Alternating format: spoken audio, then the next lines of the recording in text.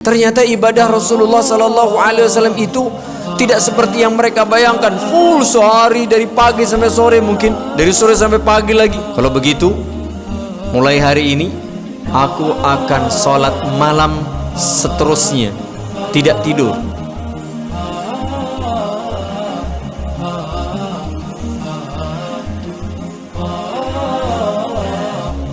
Tolong konsentrasi, jangan gojek, ngobrol atau ngalah melamun ya. Baik, waktu berikutnya kami persilakan pada Ustadz Ahmad MZ untuk menyampaikan materi pada malam hari ini. Matur nuwun. Assalamualaikum warahmatullahi wabarakatuh. Innal hamdalillah nahmaduhu wa nasta'inuhu wa nastaghfiruh wa na'udzu billahi min shururi anfusina wa sayyiati a'malina. May yahdihillahu fala mudilla lahu wa may yudlil fala hadiya lahu. Asyhadu an la ilaha illallah wahdahu la syarika lahu wa asyhadu anna Muhammadan abduhu wa rasuluh alladzi la nabiyya wa la rasula ba'dah. Allahumma salli wa sallim wa barik ala habibina wa sayyidina Muhammadin wa ala alihi wa ashabihi wa man tabi'ahum bi ihsanin ila yaumiddin. Amma ba'd. Ibu-ibu, bapak-bapak dan jamaah serta kaum muslimin wal muslimat yang saya muliakan rahimani wa rahimakumullah.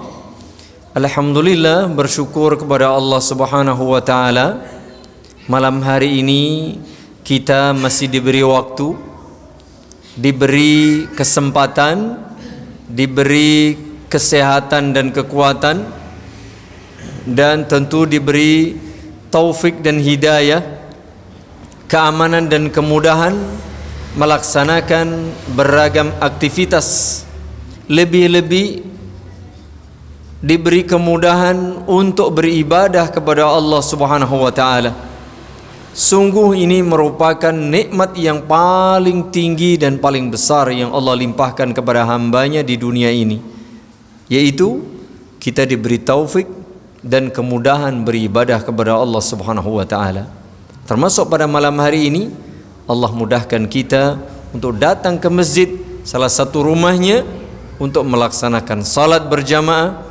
Kemudian bersabar sejenak kita mendengar petuah dari sebahagian ulama yang insyaallah ta'ala kita bacakan dari buku Riyadhus Shalihin yang disusun oleh Al-Imam Abu Zakaria Yahya bin Sharaf An-Nawawi rahimahullahu ta'ala. Semoga menjadi bahagian dari amal saleh kita, syukur kita, dan tentu upaya kita mendapatkan ilmu yang bermanfaat dan berguna. Amin. Salawat, salam dan keberkahan semoga selalu dilimpahkan kepada Nabi kita yang mulia, Nabi Muhammad sallallahu alaihi wa ala alihi wasallam, berikut para istri, keluarga, sahabat, dan tentu semua umat Islam dimanapun dan kapanpun berada yang masih mau memegang teguh agama ini dengan baik sampai jelang kiamat tiba. Baik ibu bapak, jamaah dan kaum muslimin wal muslimat yang mudah-mudahan dirahmati Allah Subhanahu wa taala. Insyaallah nanti kita baca bab ke-14, Babul Iqtisadi fil Ibadah. Bab tidak berlebihan dalam beribadah kepada Allah Subhanahu wa taala. Bab tentang ibadah yang sesuai dengan kemampuan masing-masing, tanpa meremehkan tapi juga tanpa melebih-lebihkan sehingga menjadi tidak mampu kita melakukannya.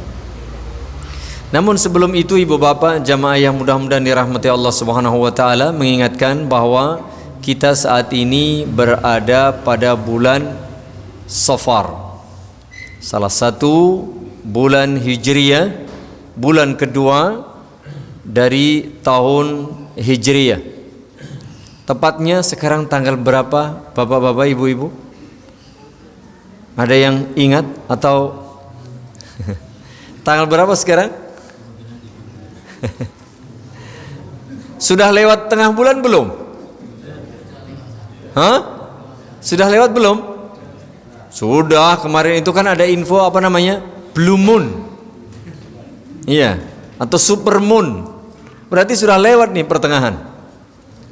Ya, itu malam Jumat, berarti Jumat tanggal 15, Sabtu 16, Ahad 17, Senin 18, Selasa 19. Sekarang hari apa?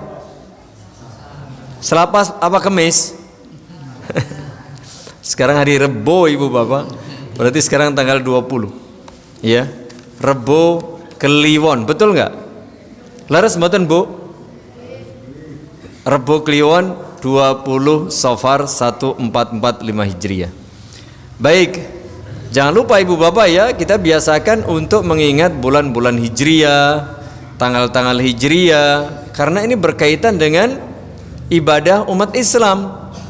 Ada puasa tengah bulan namanya, Ayyamul Bid. Itu 13, 14, 15. Hitungannya adalah hitungan bulan Hijriah, bukan bulan Masehi.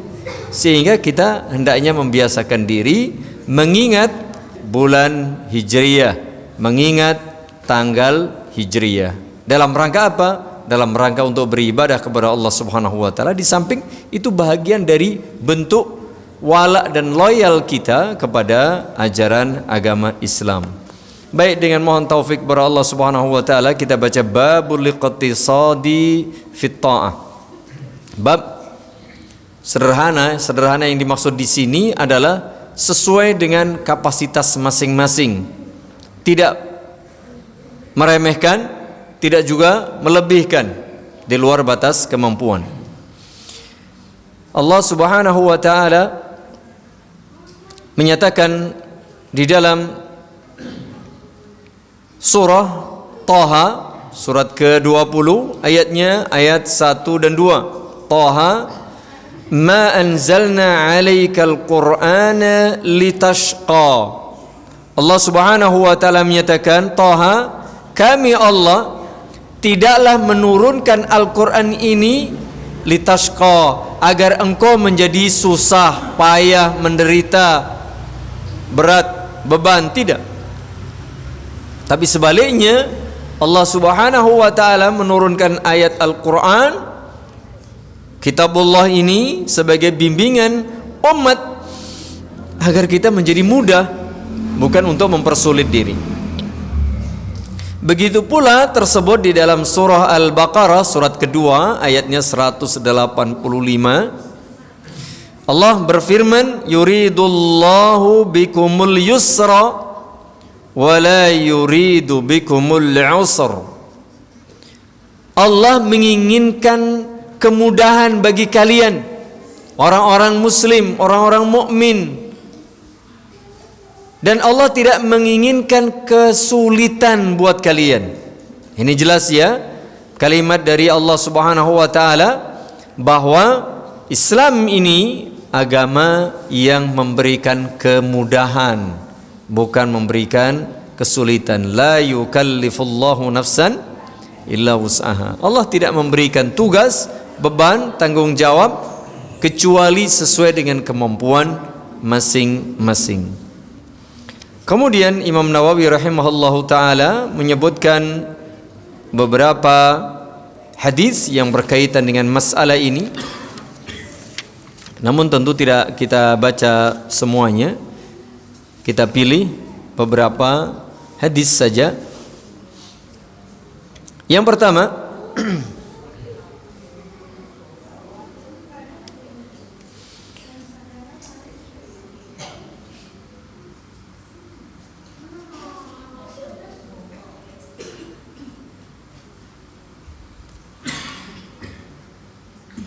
wa an Anas radhiyallahu anhu qala Jaa thalathatu rahtin ila buyuti azwajin Nabi sallallahu alaihi wasallam. Hadis dari sahabat Anas bin Malik radhiyallahu anhu, kata beliau, ada 3 orang datang mengunjungi rumah para istri Rasulullah sallallahu alaihi wasallam. Untuk apa mereka datang? Yas'aluna an ibadatin Nabi sallallahu alaihi wasallam. 3 orang sahabat ini mendatangi para istri Nabi sallallahu alaihi wasallam untuk mencari informasi, bertanya seperti apa sih ibadah Rasulullah sallallahu alaihi wasallam setiap harinya ketika beliau di rumah. Tentu yang paling tahu adalah para istri Nabi sallallahu alaihi wasallam, keluarga beliau. Tahulah luar dalamnya, tahu secara detil keseharian ibadah Rasulullah sallallahu alaihi wasallam. Falamma ukhbiru, ketika mereka 3 orang tadi diberitahu tentang amal ibadah kegiatan keseharian Rasulullah sallallahu alaihi wasallam, ka'annahum taqalluha, mereka seakan menganggap itu masih sedikit. Ya, ternyata ibadah Rasulullah sallallahu alaihi wasallam itu tidak seperti yang mereka bayangkan, full sehari dari pagi sampai sore, mungkin dari sore sampai pagi lagi. Tidak. Ternyata mereka masih menganggap itu ya biasa-biasa saja, kan begitu. Wa qalu, lalu mereka berkata, aina nahnu minan nabiy sallallahu alaihi wasallam wa qad ghufira lahu ma taqaddama min dhanbihi wa ma ta'akhkhar. Ya wajarlah kalau Nabi ibadahnya mungkin menurut mereka tidak terlalu berlebihan, tapi kan Nabi sallallahu alaihi wasallam sudah mendapatkan pengampunan dari segala dosa yang lalu maupun yang akan datang. Lantas bagaimana dengan kita? Di mana kedudukan kita dibanding Nabi sallallahu alaihi wasallam? Karena beliau sudah menggapai derajat paling tinggi, derajat paripurna sebagai seorang hamba Abdullah yang paling sempurna, paling bagus, paling baik ibadahnya. Tapi mereka masih menganggap, kalau seperti itu mah kami masih bisa. Kemudian karena mereka menganggap Nabi sallallahu alaihi wasallam sudah diampuni dosa-dosanya yang telah lalu dan akan datang, dan memang begitulah, sementara mereka belum ada jaminan, maka mereka bertekad. Qala ahaduhum, salah satu di antara 3 orang yang tadi datang berkata, amma ana fa usalli al-laila abada. Kalau begitu, mulai hari ini aku akan sholat malam seterusnya, tidak tidur.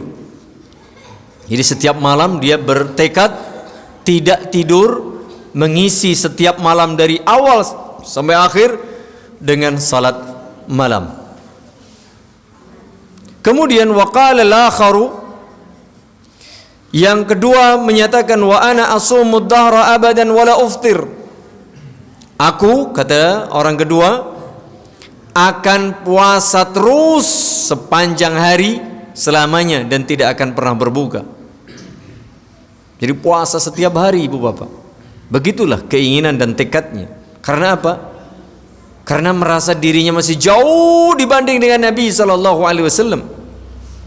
Kemudian waqala al-akharu, yang ketiga menyatakan, wa ana a'tazilun nisaa fala atazawwaju abada.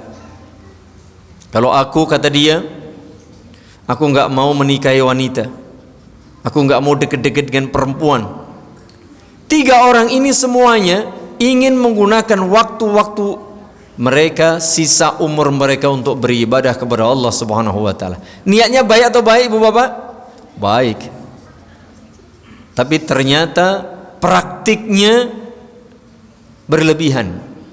Malam itu digunakan untuk sholat terus dari awal sampai akhir. Dia ingin tidur, dia nggak mau tidur untuk ibadah kata dia. Yang satunya siangnya dia pakai untuk puasa terus, nggak mau makan. Yang satunya nggak mau menikah, nanti malah mengganggu, ngeribetin. Saya nggak bisa fokus beribadah. Kemudian faja'a Rasulullah sallallahu alaihi wasallam ilaihim. Datanglah Rasulullah sallallahu alaihi wasallam kepada mereka, faqala, kemudian beliau menegaskan, bertanya, mencari konfirmasi dari tiga orang tadi. Antumul ladzina qultum kada wa kada, benarkah kalian yang mengatakan ini dan itu? Yang satu ingin salat malam selamanya tidak mau tidur, yang satu ingin puasa siang hari tidak mau makan, yang satu tidak mau menikah. Betul demikian? Ama wallahi inni la akhsyakum lillahi wa atqakum lahu. Demi Allah, kata Nabi sallallahu alaihi wasallam, aku, kata Nabi sallallahu alaihi wasallam, adalah orang yang paling takut kepada Allah. Aku adalah orang yang paling bertakwa kepada Allah di antara kalian semuanya. Tetapi perhatikan baik-baik, wahai sahabat-sahabatku, meskipun niat kalian ini betul, niat kalian itu baik, niat kalian itu ikhlas, ingin beribadah kepada Allah, fokus memaksimalkan ibadah hanya kepada Allah, tapi perhatikan, aku adalah orang yang paling takut dan paling bertakwa kepada Allah, tapi lakinni asumu wa uftir. Dalam keseharianku aku kadang puasa, kadang tidak. Artinya tidak puasa terus setiap hari. Wa usalli wa arqud. Aku juga membagi waktu malam itu untuk salat malam, tapi juga ada jatah waktu untuk tidur. Tidak salat terus setiap malam, full dari sore sampai malam, sampai subuh. Enggak, ada waktu-waktu beliau untuk istirahat, tidur. Dan yang ketiga, wa atazawwajun nisa. Dan aku pula, kata baginda Rasul sallallahu alaihi wasallam, menikah. Aku menikah. Ya, maka faman raghiba an sunnati falaysa minni. Perhatikan baik-baik, oleh karena itu barang siapa tidak suka kepada sunnahku, tidak suka kepada ajaranku, tidak suka kepada tuntunan dan syariatku, falaysa minni, berarti dia bukan dariku, bukan dari golonganku, bukan orang yang mengikuti ajaranku dengan baik. Begitu. Hadis ini riwayat Imam Bukhari dan Imam Muslim. Ibu bapak jamaah dan kaum muslimin wal muslimat yang mudah-mudahan dirahmati Allah Subhanahu wa taala, hadis ini menegaskan bahwa kita dilarang berlebihan dalam beribadah. Meskipun niatnya ikhlas, niatnya baik, niatnya tulus, benar. Tapi ingat, ibadah itu sah dan diterima benar menurut agama Islam jika memenuhi dua syarat. Syarat pertama, dilakukan ikhlas semata untuk Allah Subhanahu wa taala. Yang kedua, sesuai dengan tuntunan dan syariat Nabi sallallahu alaihi wasallam. Betul, salat malam itu disyariatkan, betul itu dianjurkan, bahkan afdalus siyami ba'da ramadhana syahrullahil muharram wa afdalus salati ba'dal maktubah salatul lail. Salat malam adalah salat sunnah terbaik sesudah salat fardu. Betul, tapi ternyata praktiknya tidak sesuai dengan bimbingan Islam. Dia salat semalam suntuk, tidak pernah tidur selamanya. Tidak boleh. Tuntunan Nabi SAW dibagi malam itu untuk istirahat, ya, untuk juga Allah Subhanahu wa taala dengan salat malam. Kadang beliau salatnya di awal, kadang di tengah, kadang di akhir, tapi ada waktu-waktu untuk mengistirahatkan tubuh beliau. Begitu pula puasa. Tidak boleh kemudian puasa terus tanpa henti. Bahkan kita dianjurkan pula untuk tidak berpuasa. Bahkan ada hari-hari yang kita dilarang berpuasa. Termasuk pula menikahi wanita. Jika seseorang tidak mau menikah dengan tujuan supaya dia fokus beribadah, padahal dia mampu, maka tidak boleh. Tidak boleh meninggalkan pernikahan ini dengan tujuan untuk beribadah. Ya, jadi dalam Islam diperintahkan kita supaya menikah.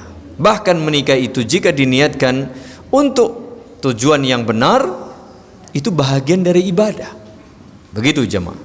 Intinya dilarang melampaui batas. Jadi orang itu sing bener tur pener, empan papan tepat guna.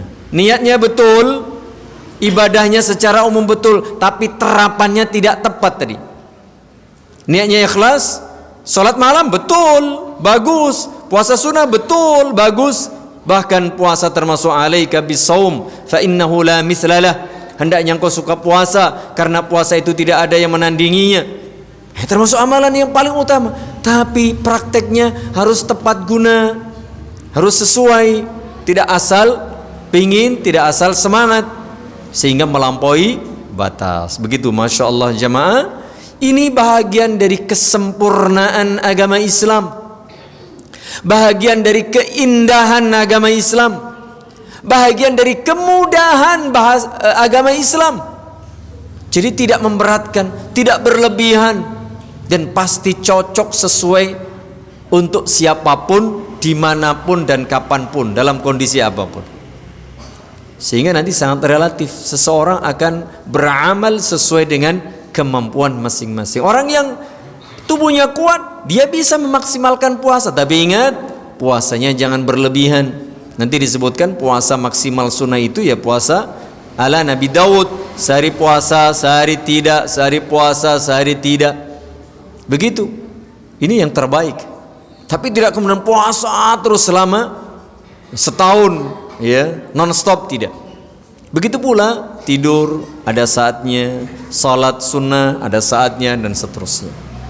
Bahkan di dalam hadis yang disebutkan beliau Imam Nawawi rahimahullahu taala pula, wa an ibni Mas'udin radhiyallahu anhu anna an-nabiy sallallahu alaihi wasallam qala halakal mutanatti'un qalaha thalathan, rawahu Muslim. Hadis riwayat Imam Muslim dari sahabat Abdullah bin Mas'ud radhiyallahu anhu bahwa baginda Nabi sallallahu alaihi wasallam pernah bersabda, halakal mutanatti'un, halakal mutanatti'un, halakal mutanatti'un. Binasalah orang-orang yang melampaui batas. Binasalah orang-orang yang keterlaluan dalam beribadah. Binasalah orang-orang yang berlebihan, ghulu dalam beribadah. Ingat ibu bapak, ibadah itu tugas utama kita sebagai hamba Allah. Hukumnya wajib, harus. Tapi kalau berlebihan, ghulu, melampaui batas, itu pun dilarang. Niat baik, perbuatan baik, tapi melampaui batas, melebihi kapasitas, itu dilarang. Apalagi perbuatan tidak baik tentu sangat-sangat dilarang, kan begitu ya. Perbuatan baik saja, kalau melampaui batas, apalagi kemudian memaksakan diri sehingga nanti bisa menzalimi dirinya, menzalimi orang lain, hak orang lain tidak terpenuhi gara-gara kita memaksakan diri ini dan itu, maka ini bahagian dari sifat ghulu atau sikap berlebihan yang dilarang di dalam agama. Ini juga menunjukkan bahwa Islam melarang kita melampaui batas. Meskipun niatnya baik, ya, perbuatan itu baik, tetapi kita dilarang melampaui batas. Hadis lainnya yang disebutkan oleh Imam Nawawi rahimahullahu taala dari sahabat Abu Hurairah radhiyallahu anhu, riwayat Imam Bukhari, عن أبي هريرة رضي الله عنه عن النبي صلى الله عليه وسلم قال إن الدين يسر ولن يشاد الدين إلا غلبه. Ini dia. فسددوا وقاربوا وأبشروا واستعينوا بالغدوة والروحة وشيء من الدلجة.